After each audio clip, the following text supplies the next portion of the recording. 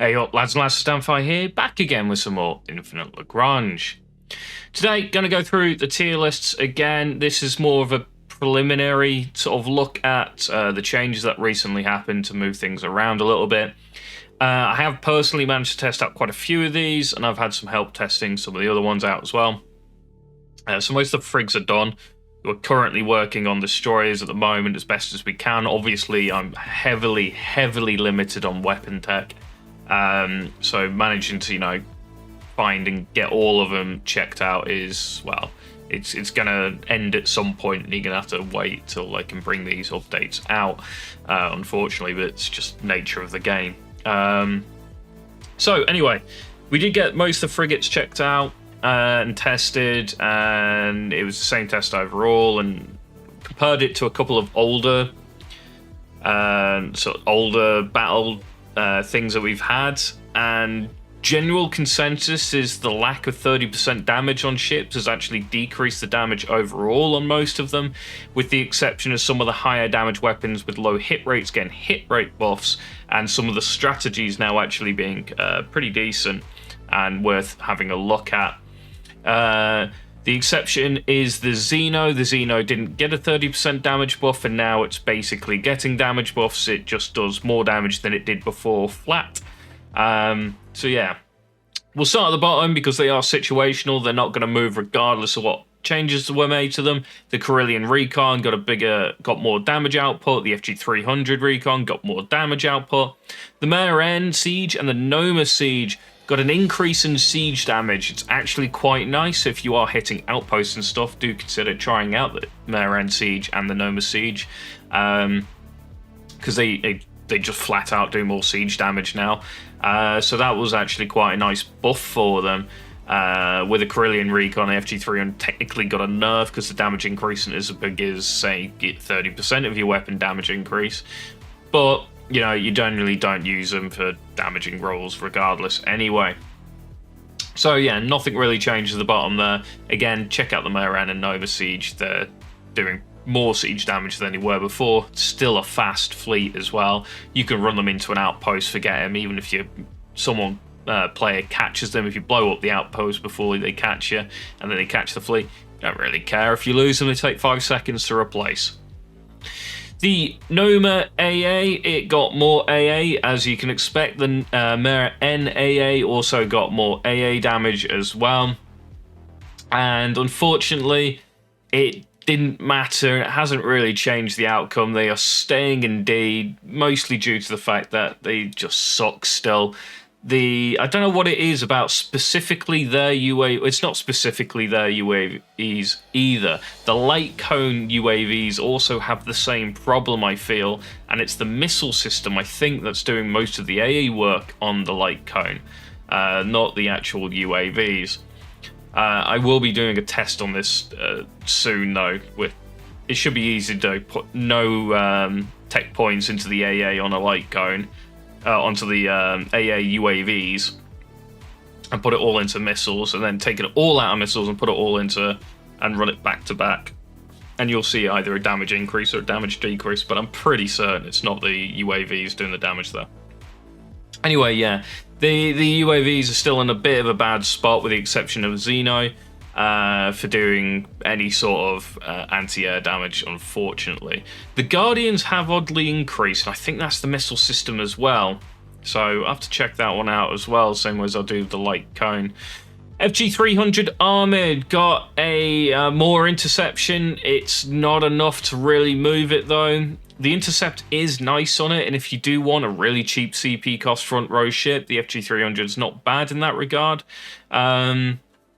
So I'm actually going to move it up, because you can get 15 of them out, and with that little intercept increase, it's only a tiny amount, but it is going to give you across 15 of them in one fleet. Pretty decent amount of intercept potential, so I think it deserves going up a tier slightly. FG300 multi-roll got more damage. Again, it's technically less damage because 30% debuff on it, and then it's only getting an extra 10% damage, or 15%, sorry. So it's like 25% damage on that one module on it. It's just not enough. it's lost 5 damage technically, 5% damage. So yeah, unfortunately, it's staying in D tier. The Mer SAA got more crits. It's actually not bad, and it hits harder than before. I still don't think it quite competes with the Mer TAA at the end of B though, so I'm going to leave it in C. The Mer S missiles got a 75-sec cooldown, or the cooldown goes down to 75 seconds instead of 90 on its strat. It is the wrong end of the stick with this whole thing. It's such a bad... This strat change is on a few ships, and it reduces 1.5 seconds per weapon tech you stick into it. The cooldown, so you have to fire and then you have to wait a cooldown and stuff like that. And they're like 90-second cooldowns, and taking 15 seconds off 90 seconds, it's just nowhere near enough to make the strategy even remotely viable. If it was down to 30, 40 seconds, sure, go for it. But the chances are, 75 seconds, it'll fire once and your fleet's wiped before it gets to fire a second time. So yeah, I'm going to have to sit there and say that the Mer S's missile system, the strat change on it is terrible. And then it's got a 15%, it's got a 30% damage decrease because it didn't get a damage increase buff. So the Mer S, I'm actually going to put down to behind the Mer T integrated. The Mer T integrated got a 1% intercept increase. That means it's got 1% on each ship extra to intercept missiles and stuff like that. Also has the same damage debuff as the Mer S. But that intercept actually adds up. That's an extra 10% intercept chance across all 10 of them when you have them in fleet. So the intercept actually makes sense to run them there, because I think you're hitting around 30% intercept with all 10 in fleet. And it's actually not bad, and it's quite low CP cost for that, intercept, and be able to stop things like Mer S missile doing any damage, or the likes of defensive rubies and any of the big missile boats and torpedo boats from getting damage out, because it's nerfing, well, it's hitting their damage pretty damn hard. So it is going to move up a little bit because of that. Moving on to B, we have the Reliant anti-ship. So it's lost 30% damage, and then the strat change is it goes down to, instead of like 15% damage reduction for each bomblet, so you'd have had overall a 15% damage reduction, you're losing that, and you're going to a 3% damage reduction only on each bomblet. I'm not going to include the does 50% extra damage to frigates here, just because it's a situational upgrade and you have to grab hold of it before you can use it, and it's situational because of that, so I'm not going to include that here. But that plus that change is huge. These things really chunk frigates now, like massively. They're fantastic to taking out Carillion Special, which is a really nice boon. But anyway, with the bomblet change, it's actually a slight increase in damage overall, because you're only getting a 3% loss in each of the bomblets now, which means that your 30%, which was overall, it doesn't quite add that way. And then with the hit rates and stuff like that, the Reliant anti-ship we found genuinely did slightly more damage output than it did before. Not massively, but not too bad. Ruby defensive, and this is a fun one to talk about. Surprised me, like, a lot. To the point where it's actually getting moved up to A tier. Ruby defensive got a slight damage nerf, but it got a damage increase in terms of one of the modules, the module that came out on it. You can now increase. It goes up to 25% damage instead of 10%. So you get an extra 15% damage. You are losing 15% damage, though, from a 30% debuff. But on its defensive, you're hitting 46 armor, which is pretty decent. That's cruiser levels of armor, almost like low-end cruiser or no TP cruiser, all around that 50% mark, up to 80% in some cases. but it changed the strategy to increase the healing on it, so now it's even stickier than before. And it's surprising the amount of heal capability these have. They are absolutely one of the ultimate troll ships I've ever seen, especially now after that change. They can just heal through damage like nobody's business, and it's kind of hilarious to see. If you're fighting people at lower tech point than you, and you just send in a wave of Ruby defensive with maybe some Noma support or something in the background, they're just going to sit there forever just shooting at rubies. It's kind of funny. So they are a bit of a troll, but even in sort of mid to top tier fleets, these definitely now have a place as a defensive front line. They're low CP cost. The defense is really good on them. Self-healing's really nice, so it doesn't actually take much healing to keep them, going. You can only add like maybe 4 or 5 Nomas in, and then you're pretty good solid row, bar the fact maybe there's some really big hitting enemies out there that'll just chunk it down. But DPM is like required pretty high now to try and take it, whereas Alpha probably is probably better at the moment to try and take them on. Ruby Railgun also got a damage increase, technically. It got obviously the 30% nerf, but the extra hit rate it got actually helps it out massively. The Railgun on the Ruby was pretty inaccurate in the first place. Now you can buff the hit rate up further on it, and it's noticeable, and we always noticed a damage increase over previous battle reports with the Ruby Railgun. So yeah, definitely one to watch out for. It was a good ship before, it's just even better now, in my opinion. The hit rate bonus on it just makes it more consistent at damage output. The Mer TAA, it also got the 1% more intercept chance. It's exactly the same as the Mer, not the Mer N, the Mer T integrated.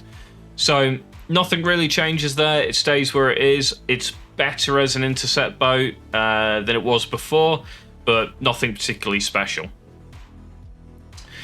Reliat Energy Torps in the A tier list. Massive damage increase against battle cruisers, puts it, I think, as one of, if not the second highest. Is it the second highest damage output in the game in frigate size? I think the special special Xeno still out damages it, but I think the Reliat Torp with its, I think it's moving up to S tier. That extra, it is only against battle cruisers, so be aware of that.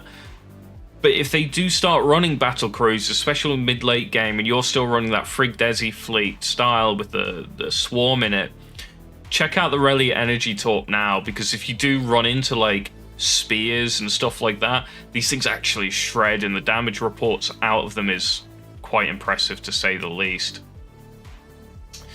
We have the Mer S anti-ship. It just got more damage output, and it's already pretty good damage output. It's not quite on the same level as Reliat Energy Torp, and again, it's got a 5% technical nerf to its damage output. So it's staying where it is in A tier.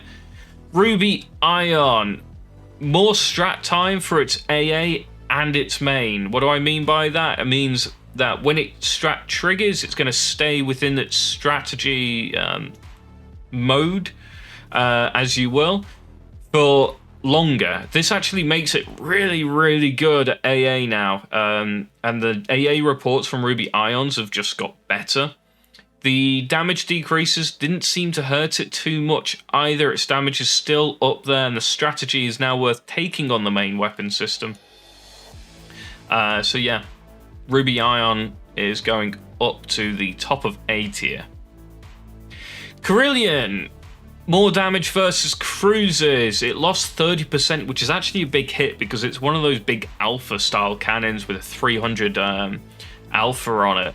So, you're losing 30 damage there straight out of the bat. On top of the fact that it's only against cruisers where its bonus is coming in. I could say the same for the Relic Energy Talk, but the Carillion Heavy HC just seems to have got hit harder by it. Things like Ruby Defensives in front of Carillion HCs is just hilarious now because they can actually out heal the damage incoming from Carillion HC. So I'm going to have to move it down, I think, to the back of A tier.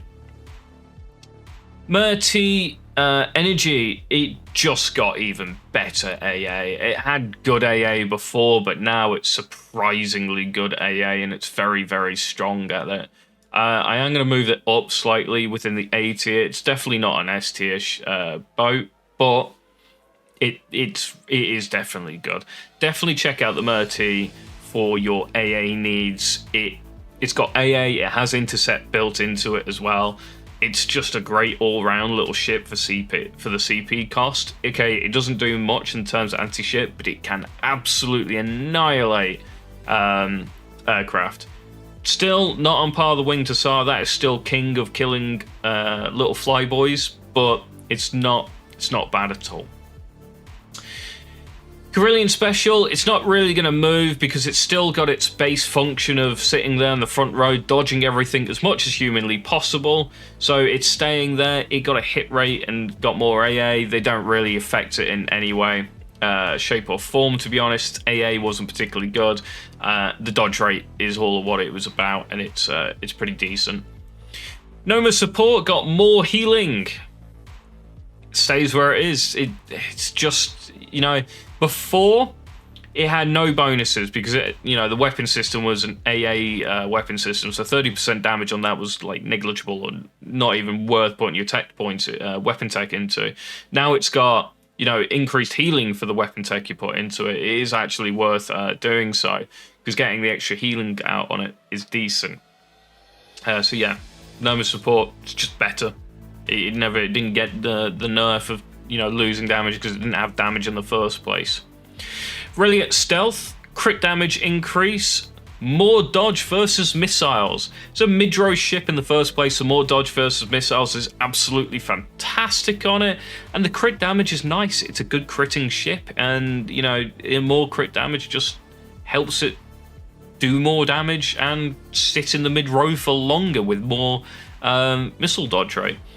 Okay, you do need a front row to make that missile dodge rate work, but genuinely you normally do, so having this as the mid-row tank is still extremely viable, more so than it was before. The crit damage increase is an overall loss of damage output and consistency. Some battle reports we got more than previous ones, some battle reports we got less. It completely depended, and that's just to the nature of critting. Xeno Special, it's an overall damage buff all round on both the Xeno Special and the AA. Before, they never got the 30% increase in damage from weapon tech because UAVs didn't receive that. So now that the weapon tech is increasing the damage on both the Xeno Special and the Xeno AA, they are just flat increasing the damage output by 15%, which is actually really damn good. They're high damage dealers anyway. Xeno AA will knock out corvettes left and right. Xeno Special will knock out ships left and right if you can keep them alive. And yeah, it's now just got a flat 15% damage increase. You can't complain at that on the Xeno. Not at all. To be honest, I was amazed it got anything because it's such a strong damage dealer for its CP cost and cost to build. I'm amazed they buffed it. I was expecting not to see anything on the UAV systems at all, but there we go. So that is the roundup. A couple of little tweaks in here and stuff like that.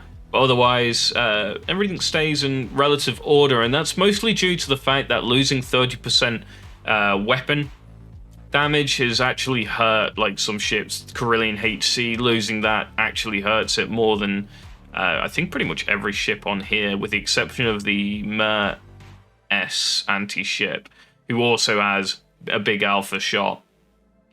So yeah, oh well. We got some interesting buffs. There's some terrible ones to go as well. What do you think so far of the changes? Obviously, I know there's a lot of controversy around the weapon tech and the pay-to-win side of things. I just want to implore you that if you actually go check the with some very, very limited exceptions, and black boxes can give weapon tech. Generally speaking, whales are in the same boat with limited amount of weapon tech they can pick up at the same time. It's like it's less of a like a buff to whales and a nerf to free-to-play players. It's more of a everyone has to play the game for longer style of change. I don't dislike it. At the same time, I'm not the biggest fan. You know, I have to try and sit here and test these things. I can just about picked up all of the upgrades for weapon tech for the frigate, so now I'm sounding like no weapon tech for probably the rest of the server. And that's not even, you know, max upgrading. Some of them I just couldn't do it, so I had some friends do it. Anyway, thank you guys for watching. Don't forget to like, comment, and subscribe. And I'll catch you next time.